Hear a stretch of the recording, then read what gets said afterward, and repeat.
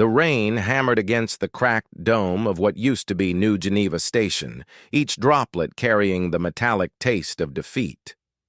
Commander Jake Morrison pressed his back against the twisted metal barrier, feeling the vibrations of enemy movement through the deck plating beneath his boots. His squad of 12 Navy commandos had been cut off from the main evacuation fleet for 6 hours now, trapped in the industrial sector while Zephyrian hunters stalked them through the maze of abandoned warehouses and processing facilities.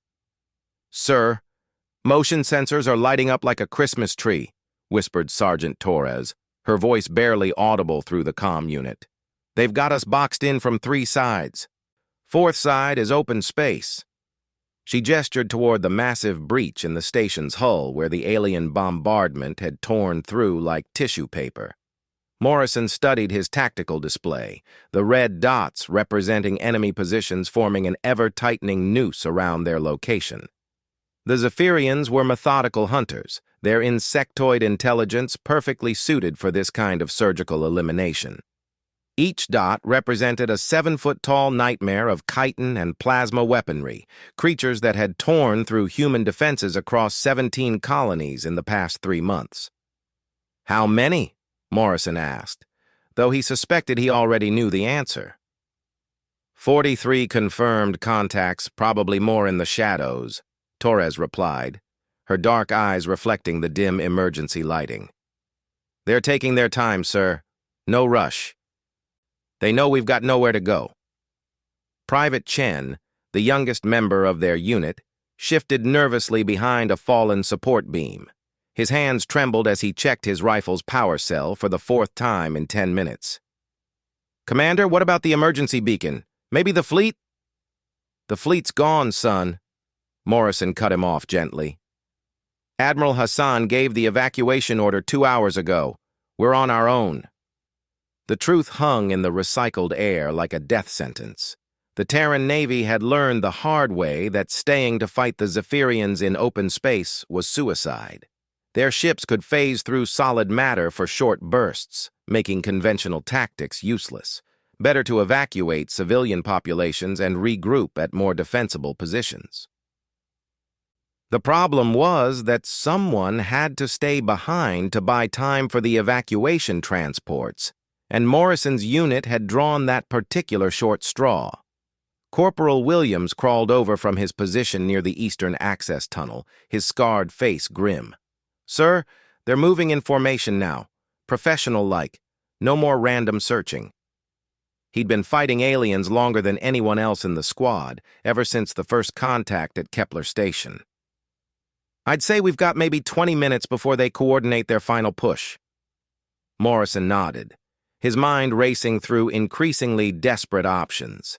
Their ammunition was running low, they had no heavy weapons, and the Zephyrians' natural armor could shrug off most small arms fire unless you hit them just right in the soft spots between their carapace segments. Even then, it took multiple shots to bring one down, and these creatures could regenerate minor wounds in real time. "Sir," Torres said, studying her scanner, "there's something weird about their formation. They've got the standard encirclement pattern, but there's this gap on the northern perimeter. Could be a trap, or maybe—" The lights went out. Emergency power died with the electronic whine, plunging the entire sector into absolute darkness. Morrison's night vision kicked in automatically, painting the world in shades of green and gray. Through the enhanced optics, he could see his team's disciplined reaction. No panic, no unnecessary movement. These were professionals who had trained for exactly this scenario, but the Zephyrians could see in the dark, too. "They're moving," Williams whispered urgently. "Coming in from all sides now. Fast and coordinated." Morrison could hear them, the distinctive clicking sound of their clawed feet against metal, like a percussion section warming up for some hellish symphony. The aliens communicated through subsonic frequencies that made human bones itch, and now that sound was coming from everywhere at once. "Weapons free," Morrison commanded. "Pick your targets and make every shot count." The first plasma bolt sizzled past his head, leaving a glowing scar across the wall behind him. The battle erupted in earnest, muzzle flashes strobing in the darkness as his commandos opened fire. The Zephyrians shrieked their hunting calls, a sound like metal being torn apart as they closed the distance with inhuman speed.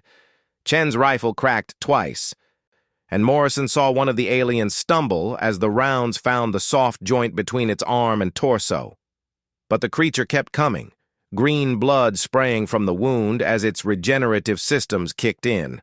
Torres had better luck, putting 3 rounds center mass into another alien and watching it collapse in a twitching heap. But for every Zephyrian that fell, 2 more seemed to take its place. "We're not going to make it!" Williams shouted over the chaos, his rifle's barrel glowing red from continuous firing. "There's too many of them!" Morrison knew he was right. They had maybe 5 minutes of ammunition left, and the aliens were barely halfway through their assault. He could already see his people starting to fall back toward the hull breach, their disciplined retreat lines beginning to collapse under the sheer weight of numbers. That's when Torres grabbed his arm. "Sir, listen," she said, her voice cutting through the gunfire. "Do you hear that?" Morrison strained his ears, trying to filter out the battle noise. There it was, barely audible over the chaos. A single, precise crack of a high-powered rifle, then another, and another. Each shot was followed by the distinctive death shriek of a Zephyrian. "Someone else is out there," Torres breathed. "Someone with serious firepower." The enemy's advance faltered as aliens began dropping at the edges of their formation. Not the messy, multiple-shot kills Morrison's team was managing, but clean, professional eliminations. 1 shot, 1 kill, with surgical precision that spoke of either incredible skill or impossibly advanced weaponry. "Who the hell?" Williams started to say.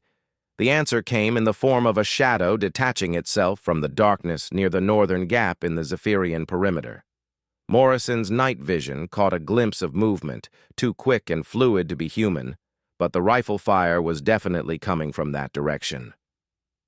Another Zephyrian dropped, this one barely 50 meters from Morrison's position. The creature's head simply exploded in a spray of green ichor, taken out by a shot that had to have come from at least 300 meters away in near-total darkness. "Whoever that is," Morrison muttered, watching the alien formation begin to waver. "They just bought us some breathing room." The mysterious sniper continued their methodical work. Each shot carefully placed to cause maximum disruption to the Zephyrian assault. The aliens, faced with an unknown threat from an unexpected direction, began to pull back and regroup, their hunting formation collapsing into defensive clusters. Morrison saw his chance. "Torres, Williams, take point. We're moving north toward that gap. Chen, cover our 6. Move fast and quiet." He keyed his comm unit to the emergency frequency. "Unknown shooter, this is Commander Morrison, Terran Navy. We're moving to your position. Please identify yourself."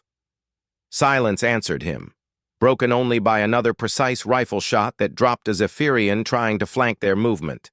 As they moved through the maze of debris and twisted metal, Morrison caught glimpses of their mysterious allies' handiwork.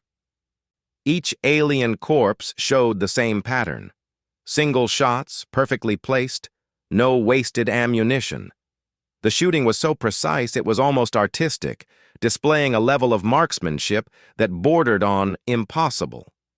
They reached the northern perimeter just as the Zephyrians began to reorganize for another assault. Morrison could see them in the distance, their commanders chittering orders in frequencies that made his teeth ache.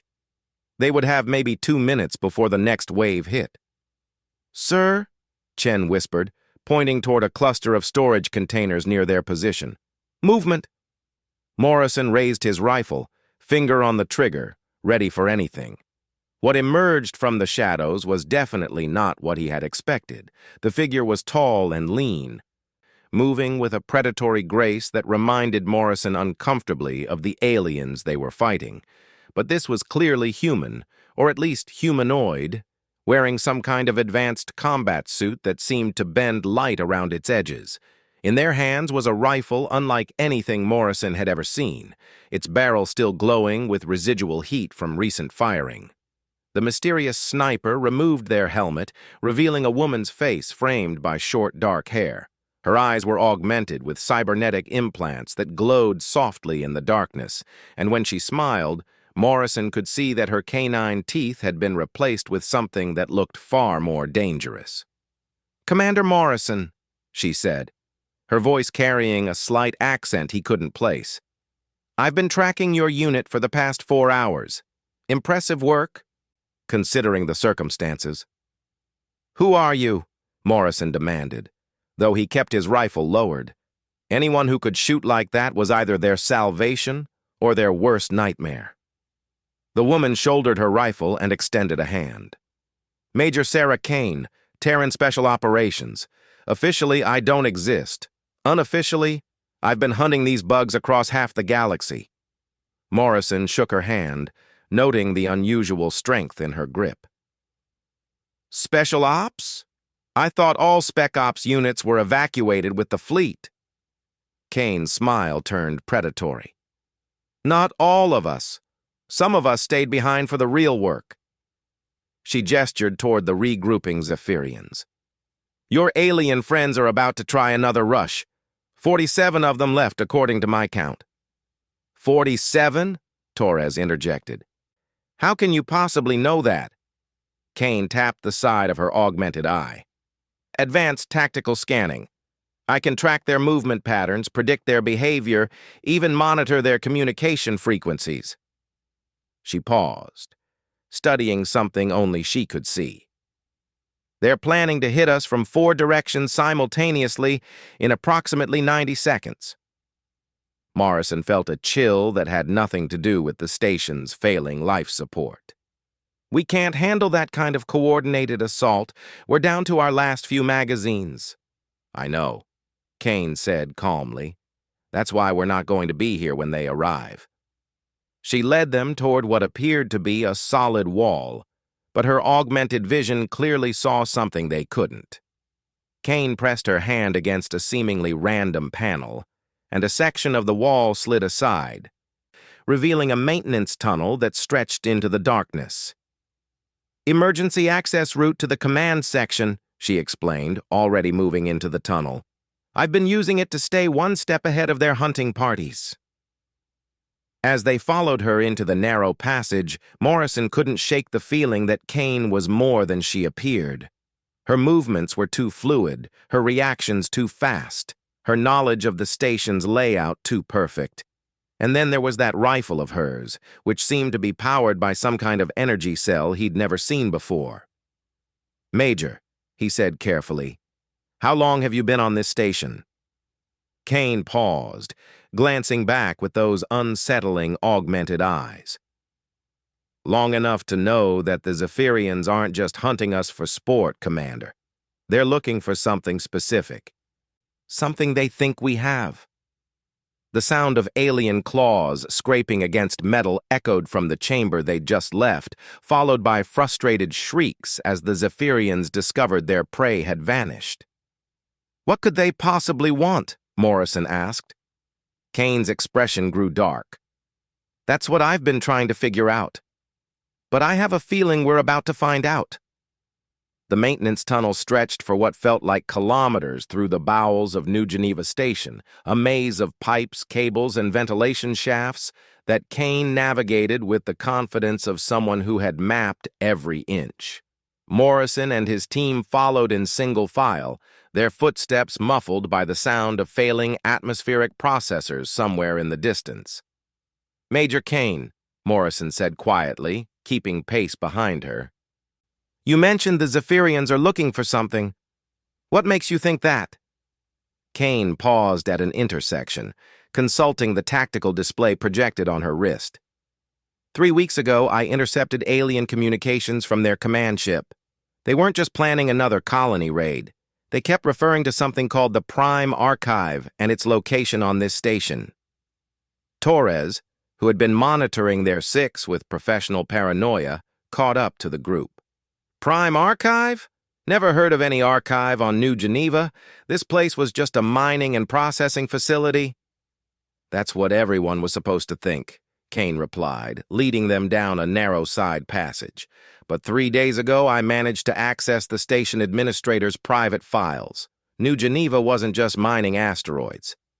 They were excavating something much older. The tunnel opened into a vast chamber that had been carved directly from the asteroid's core.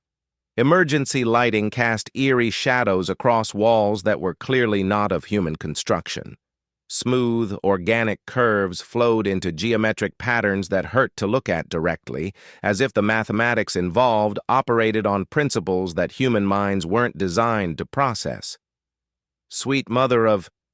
Williams breathed, his rifle automatically tracking across the alien architecture. Chen stumbled backward, his face pale. "Sir, what is this place?" Kane moved forward confidently, her augmented eyes scanning the ancient inscriptions that covered every surface. This is what they were really mining, a structure that's been here for approximately 50,000 years, according to carbon dating. The human colony was built around it, using it as the foundation for the entire facility.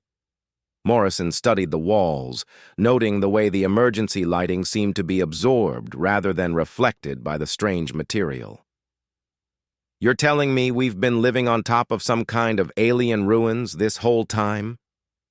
"Not just any aliens," Kane corrected, approaching what appeared to be a control console built into the far wall. "These are old ones, the precursor race that built the hyperspace gate network we use for faster-than-light travel, the same civilization that disappeared without a trace 300,000 years ago." The console came to life at Kane's approach, responding to her presence with patterns of light that flowed like living things across its surface. Morrison watched in amazement as symbols appeared in the air above the device, holographic displays that rotated and pulsed with information he couldn't begin to understand. "How do you know how to operate that thing?" Torres demanded, her hand instinctively moving toward her sidearm. Kane's smile was sharp and predatory. "Because I'm not entirely human anymore, Sergeant. The Terran military has been experimenting with Old One technology for the past 5 years, ever since we discovered the first intact ruins on Epsilon Prime. Volunteers were augmented with alien neural interfaces to help us understand their systems." Morrison felt pieces of a puzzle clicking into place. "That's why your eyes are augmented. That's why you move like you do. You're some kind of hybrid." "Enhanced," Kane corrected, her fingers dancing across the alien interface with practiced ease. "The augmentations allow me to interface directly with Old One technology. In exchange, I gained access to their knowledge, their memories, their understanding of the universe." She paused, her expression growing dark. "And their warnings."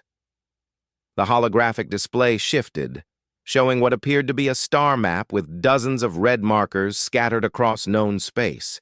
Each marker pulsed with an ominous rhythm that made Morrison's skin crawl. "The Zephyrians aren't just another aggressive species," Kane explained. "They're servants of something much worse, something the Old Ones fought and died trying to contain. These ruins, this archive, contains the locations of every containment facility the Old Ones built before they disappeared." Williams lowered his rifle, staring at the display. "Containment facilities for what?" Kane's augmented eyes reflected the alien light as she turned to face them. "The Devourers, entities from outside our reality that feed on conscious minds. The Old Ones managed to trap them in pocket dimensions, but the locks require constant maintenance. When the Old Ones vanished, the systems began to fail." The chamber suddenly shuddered, and Morrison could hear the distant sound of metal being torn apart. The Zephyrians had found their trail. "They're coming," Chen whispered, checking his rifle's ammunition counter with growing desperation. Kane nodded, but her attention remained focused on the alien console.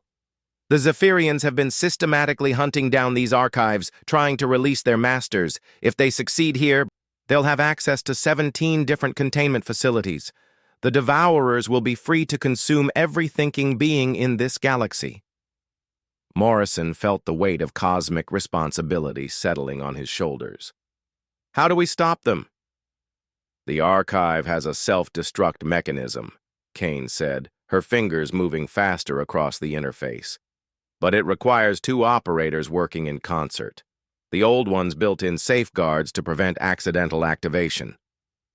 The sound of approaching aliens grew louder, accompanied by the distinctive whine of plasma weaponry charging up. Morrison could see movement in the tunnel they had just exited, shadows that moved with inhuman grace. Torres, Williams, set up a defensive perimeter, Morrison ordered. Chen, you're with me. We need to buy Major Kane as much time as possible. The first Zephyrian appeared in the tunnel entrance, its insectoid head swiveling as it surveyed the chamber. The creature's compound eyes reflected the alien light in a kaleidoscope pattern that was both beautiful and terrifying. When it spotted the humans, it released a hunting call that echoed through the chamber like breaking glass. Torres fired first, her shot taking the alien in the center of its thorax. Green ichor sprayed across the tunnel walls, but the creature barely staggered.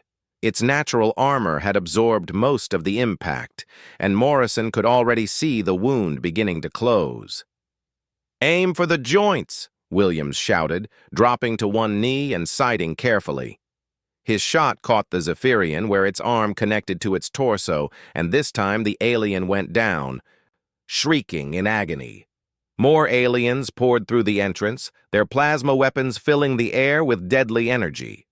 Morrison dove for cover behind a section of alien architecture that seemed to absorb the incoming fire, the strange material somehow dispersing the plasma harmlessly. Kane, how much longer?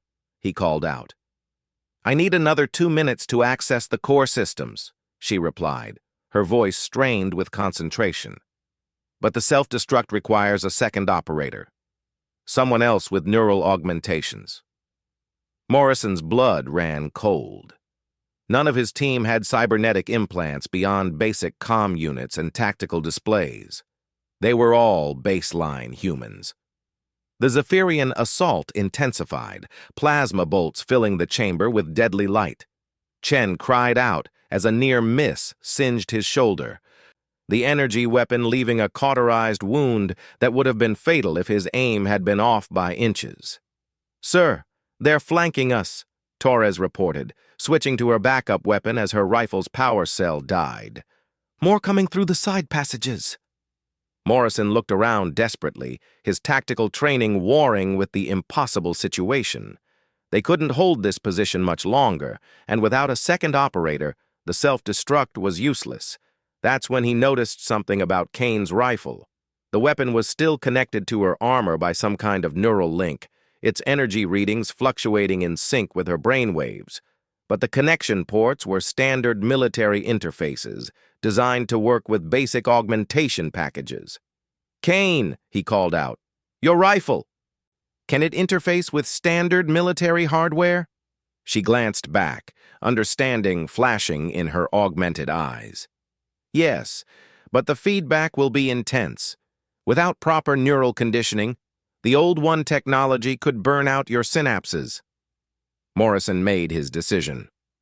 Show me what to do. Sir, no, Torres protested, putting 3 rounds into an alien that was trying to climb along the ceiling. We can't risk losing you. We're already lost if we can't activate that self-destruct, Morrison replied, moving toward Kane's position. The entire galaxy is at stake. Kane handed him a neural interface cable, her expression grim. Connect this to your tactical implant. When I give the signal, think about destruction. Total, complete annihilation. The old one systems respond to intent as much as conscious control. Morrison took the cable with steady hands despite the chaos around him.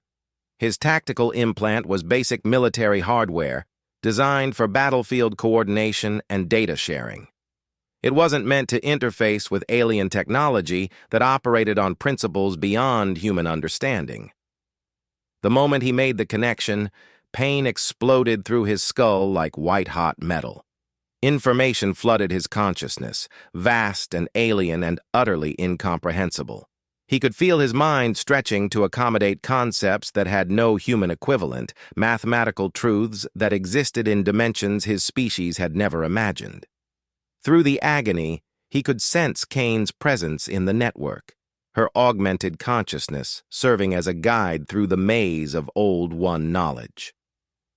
Together, they reached toward the heart of the archive, where ancient safeguards waited for the proper authorization codes. "Now," Kane whispered, her voice coming from inside his head rather than his ears. Morrison focused every ounce of his will on the concept of destruction, imagining the chamber collapsing, the station breaking apart, the alien archive reduced to cosmic dust. The Old One systems responded to his intent, recognizing the desperate necessity of the situation. Warning signals blazed through the network as the self-destruct sequence activated. Ancient machinery that had slumbered for millennia roared to life, preparing to tear the asteroid apart at the molecular level. Morrison collapsed as the neural interface overloaded, blood streaming from his nose and ears. Through fading vision, he could see Kane moving toward the tunnel where his team was still fighting their desperate defense. 60 seconds until detonation, Kane announced, her rifle appearing in her hands like magic. Time to go. What happened next was a display of marksmanship that defied human capability. Kane moved through the battlefield like a dancer, her augmented reflexes allowing her to dodge plasma bolts while delivering precise shots that dropped Zephyrians with mechanical efficiency. Her rifle seemed to fire independently of her conscious control, each shot guided by alien technology that could calculate trajectory and impact points faster than thought itself. Williams stared in amazement as Kane eliminated 6 aliens in as many seconds, her weapon never missing its target despite the chaotic conditions. "How is she doing that?" "Old One targeting systems," Torres replied, helping Morrison to his feet. "She's not just using the rifle, she's become part of it." The chamber began to vibrate as the self-destruct sequence reached its final stages. Cracks appeared in the alien walls, releasing bursts of energy that turned the surviving Zephyrians into fleeing shadows. Kane led them toward an emergency exit that only her augmented vision could see, moving with the confidence of someone who had access to the station's original blueprints. As they ran through collapsing corridors, Morrison could feel the entire structure beginning to come apart around them. They reached an escape pod bay just as the first massive tremor shook the station. Kane's fingers flew over the pod's controls. Bypassing safety systems with the same alien-enhanced precision she brought to everything else. 30 seconds, she announced as they strapped themselves in. Through the pod's viewport, Morrison could see Zephyrian ships fleeing the vicinity as the station began to tear itself apart from the inside. The aliens had realized too late what the humans were willing to sacrifice to keep the archive out of their hands. As their escape pod shot away from the dying station, Morrison watched New Geneva collapse into a sphere of brilliant light. The Old One self-destruct didn't just destroy matter, it unraveled the fundamental forces that held atoms together, creating a brief star that would be visible across half the sector. Kane was studying her tactical display, her expression troubled. The archive is gone, but this was just one facility. The Zephyrians have the locations of 16 others, and they won't make the same mistake twice. Morrison leaned back in his acceleration couch, feeling the neural interface burns healing slowly with the pod's medical systems. "What do we do now?" Kane's smile was sharp and dangerous. "Now we take the fight to them. The Old Ones left more than just archives behind, Commander. They left weapons, and some of us know how to use them." 3 months after the destruction of New Geneva Station, Commander Morrison found himself standing on the bridge of the TSS Retribution, watching an impossible sight through the main viewport. Where once there had been empty space, a massive structure was materializing piece by piece, assembled by construction drones working with technology that shouldn't have existed. "Final section complete," reported Lieutenant Chen, who had somehow transformed from a nervous private into Kane's most trusted technician. The neural interface burns he'd received during their escape had left him partially compatible with Old One technology, making him invaluable to their new mission. "The forge is operational." Morrison studied the alien construct with a mixture of awe and unease. The forge was a weapons manufacturing facility built using blueprints Kane had extracted from the New Geneva archive before its destruction. It existed partially in normal space and partially in dimensions that human science had no names for, a factory that could produce armaments using principles that violated several fundamental laws of physics. "Status report," Morrison ordered. Though he already knew the answer from the steady stream of data flowing through his upgraded neural interfaces, all of his surviving team members had volunteered for augmentation after New Geneva, accepting the risks to gain the ability to fight on equal terms with their alien enemies. Sergeant Torres looked up from her tactical station, her new cybernetic implants glowing softly in the dim bridge lighting. 12 Zephyrian battle groups are converging on the Kepler system. They've identified another Old One archive, and they're moving to secure it before we can intervene. Williams, now wearing the insignia of a major and sporting augmentations that made him look more machine than man, shook his head grimly. 47 capital ships plus escorts. That's 3 times the firepower that destroyed the Terran Third Fleet at Proxima. Morrison nodded, unsurprised by the odds. Over the past 3 months, they had learned that the Zephyrians were not just another hostile species. They were the advance guard of something far worse, servants of entities that existed beyond the normal boundaries of space and time. The devourers that Kane had mentioned were real, and they were hungry. "Major Kane, what's the status on our new weapons?" Morrison asked. Kane turned from the alien console she had been operating, her appearance even more dramatically changed than the others. The augmentations had progressed furthest in her case, transforming her into something that was only technically human. Her skin had taken on a faint metallic sheen, her eyes now glowed with inner light. And when she moved, reality seemed to bend slightly around her. "The Forge has completed production of 17 Void Lances," she reported, her voice carrying harmonics that made Morrison's enhanced hearing ache. Each one capable of punching through Zephyrian phase armor and disrupting their molecular cohesion fields. We also have prototype reality anchors that will prevent them from retreating to hyperspace. Morrison studied the weapons display that appeared in his augmented vision. The Void Lances looked like oversized rifle rounds, but each one contained compressed pocket dimensions that would unfold on impact, creating localized tiers in space-time. They were weapons that the Old Ones had used in their final war against the Devourers, technology so dangerous that it could potentially damage the fabric of reality itself. "Sir," Chen called out from his station, "I'm detecting massive energy signatures from the Kepler system. The Zephyrians have begun their assault on the archive facility." Morrison made his decision. "All hands, battle stations. We're going in." The Retribution had been extensively modified with Old One technology, its hull reinforced with materials that existed in multiple dimensions simultaneously. When the ship engaged its hyperdrive, it didn't travel through normal space, but rather stepped sideways into reality, emerging exactly where Morrison wanted it to appear. They materialized in the middle of the Zephyrian fleet. The alien ships reacted with inhuman speed, their weapon systems tracking the human vessel and opening fire with coordinated precision.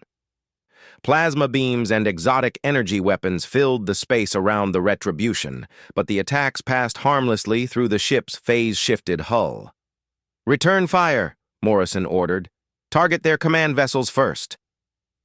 The Void Lances launched from hidden weapon ports, their trajectories bending through dimensions that existed at right angles to normal space. Morrison watched through his tactical display as the alien weapons found their targets, each impact creating a sphere of absolute darkness that expanded outward like a bubble of non-existence. The Zephyrian command ship simply ceased to exist, not destroyed, but rather edited out of reality entirely. Two more capital ships followed, their molecular structure unraveling as the Void Lances did their work. The remaining alien vessels began to scatter, their formation breaking apart in confusion. "They're adapting," Kane observed, studying readings that only her enhanced senses could interpret. "Their defensive systems are learning to compensate for our dimensional attacks." Morrison wasn't surprised. The Zephyrians were servants of beings that existed outside normal reality. They would have experience dealing with exotic weapons. "What about the reality anchors?" Williams checked his status board. "Deploying now. That should prevent them from phasing out when things get too hot." Space around the battle zone shimmered as the reality anchors activated, creating a localized field where the normal laws of physics held absolute dominance. Zephyrian ships that had been preparing to retreat into hyperspace found themselves trapped, their phase drives refusing to function. The aliens responded by changing tactics. Instead of trying to flee, they began to coordinate their attacks, focusing their fire on specific points in the Retribution's defenses. Morrison could see their strategy unfolding on his tactical display, a pattern of assault that was both mathematically elegant and utterly ruthless. "They're trying to overload our phase generators," Torres reported. "If they can force us back into normal space, their numerical advantage will tell." Morrison studied the battlefield, watching the complex dance of ships and weapons that was unfolding around them. The Zephyrians had superior numbers, but the human technology was more advanced. It came down to whether they could eliminate enough enemy ships before their own systems failed. "Chen, what's the status on the Kepler archive?" Morrison asked. The young lieutenant's face was pale as he studied his readings. "Sir, the facility's automated defenses are failing. The Zephyrians have breached the outer perimeter and they're advancing toward the core chamber." Kane moved to her console with fluid grace, her fingers dancing across controls that seemed to respond to her thoughts rather than physical touch. "I can remote access the archive systems, but only for a few minutes before the aliens cut the connection." Morrison made a quick calculation. They couldn't reach the archive in time to stop the Zephyrians, but maybe they could deny it to their enemies. "Can you activate the self-destruct?" "Negative," Kane replied, her expression troubled. "The Kepler archive is different from New Geneva. It's not just a storage facility. It's a gateway." The words sent a chill through Morrison's augmented nervous system. "Gateway to what?" Kane's reply was barely audible over the sound of weapons fire. "To the dimension where the Devourers are imprisoned. If the Zephyrians succeed in opening it, they'll release every trapped entity at once." The tactical situation suddenly became clear to Morrison. This wasn't just another battle for an alien archive. This was the moment that would determine whether humanity and its allies survived, or whether the galaxy would be consumed by beings that existed purely to devour conscious thought. "All ships, emergency acceleration toward the archive," Morrison ordered. "We stop them here, or we don't stop them at all." The Retribution leaped forward, its exotic drive systems pushing the ship to velocities that should have torn it apart. Behind them, the remaining Zephyrian fleet gave chase, their weapons filling space with deadly energy. As they raced toward the Kepler archive, Morrison could see the ancient facility growing larger on the main display. It was built into an asteroid, like New Geneva, but this one was different. The rock itself seemed to pulse with inner light, and space around it was distorted in ways that made Morrison's enhanced vision ache. "Sir, we're receiving a transmission from the archive," Chen reported. "It's coming from inside the facility." The main screen flickered, showing a view of the archive's interior. Morrison could see Zephyrian soldiers advancing through corridors that were clearly not of human construction. But there was something else in the image, something that made his blood run cold. The aliens weren't alone. Dark shapes moved alongside the Zephyrians, entities that seemed to absorb light rather than reflect it. They had no fixed form, shifting between configurations that hurt to look at directly. Morrison realized he was seeing the advanced scouts of the Devourer forces, beings that had somehow found a way to partially manifest in normal reality. "Kane," he said quietly, "tell me you have a plan." Kane's expression was grim as she studied the transmission. "The gateway is almost open. Once it reaches full activation, nothing will be able to close it from this side." She paused, her augmented mind processing possibilities faster than human thought. "But there might be another way." Morrison waited, though every second brought the Zephyrians closer to their goal. "The old ones left more than just weapons and archives," Kane explained. "They left guardians, artificial intelligences designed to activate in case of total system failure." Torres looked up from her station. "You mean there are Old One AIs still out there?" "One," Kane corrected. "The last one, hidden in a pocket dimension that can only be accessed through a specific gateway sequence." She turned to Morrison, her glowing eyes reflecting depths of knowledge that no human should possess. "But activating it requires a direct interface with the Archive's core systems. Someone would have to go inside." Morrison understood immediately. "A suicide mission." Kane nodded. "The Guardian will stop the Devourers, but the process will sterilize everything within a 50-light-year radius. Complete matter conversion to prevent any possibility of contamination." The Retribution shuddered as Zephyrian weapons found their mark, overloading several defensive systems. They were running out of time, and Morrison knew it. He looked around the bridge at his enhanced crew, these humans who had volunteered to become something more than human in order to fight an enemy that threatened all conscious life. They had come so far from that desperate last stand on New Geneva Station, but in the end, it came down to the same choice: sacrifice everything to buy time for others to survive. "I'll do it," Morrison said quietly. Kane shook her head. "It has to be me. The interface requires full Old One augmentation. You're enhanced, but not enough." Morrison wanted to argue, but he knew she was right. Kane had become something beyond human in order to fight this war, and now that transformation would demand its final price. "There's something else," Kane added, her voice growing even quieter. "The Guardian won't just stop the Devourers. It will sever the connection between their dimension and ours permanently. No more gateways, no more archives, no more Old One technology." The implications hit Morrison like a physical blow. Without the alien enhancements, humanity would be back to baseline technology. No more dimensional weapons, no more phase drives, no more neural interfaces. They would be defenseless if any other threats emerged. Kane seemed to read his thoughts. "But they'll be free. All the species in this galaxy will be free to develop on their own, without the shadow of ancient horrors hanging over them." Morrison made his decision. "Do it." The Retribution dove toward the Archive, its remaining weapons clearing a path through the Zephyrian defenders. Kane moved toward the transport bay, her enhanced form already beginning to shift and change as she prepared for the interface with Old One systems. As the ship shuddered under enemy fire, Morrison watched Kane disappear into the transport pod.